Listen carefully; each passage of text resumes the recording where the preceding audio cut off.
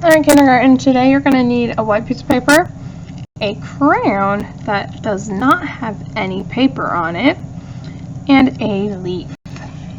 To start today's texture rubbings, I want you to look at your leaves that are at your table. I want you to feel them and find the side with the most texture.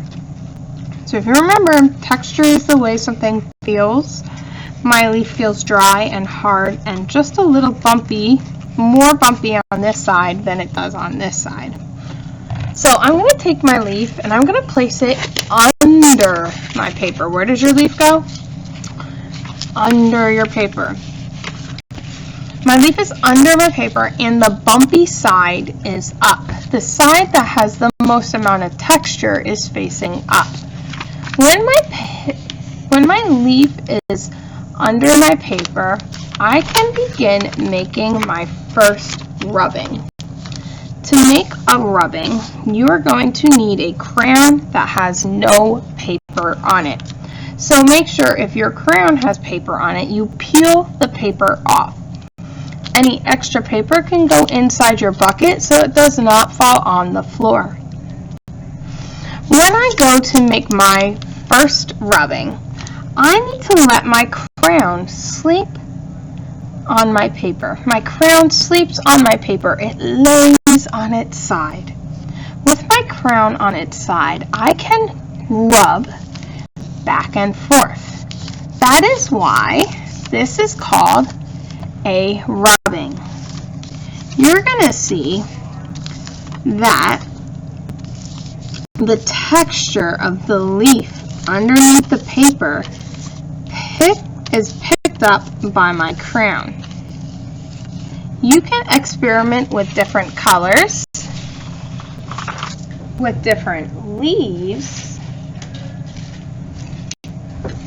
and you can put them in different places underneath your paper. As long as your texture side is up and your leaf is under your paper, kind of feeling for where it is. Lay your crayon on its side and rub it back and forth. When you have filled your paper with different types of leaves, you may begin painting on top. So my watercolor paint has been sleeping. It has been a long time since I've used it last. I'm going to take 10 drops of water to wake it up. So I'm going to use green because I'm kind of missing those beautiful spring green leaves, and I kind of want to remind myself of what it looked like when it was springtime. After you've woken up the color you want to use, remember the only part that goes into the water is the brush bristles. So the only part that gets wet are my toes. I dip them in and I dip them out. Once you have paint on your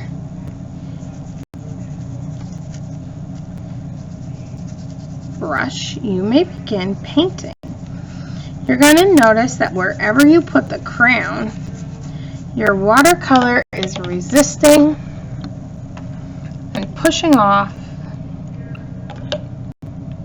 the oil pastel. It's even beating up. The only part that gets color is the white paper below.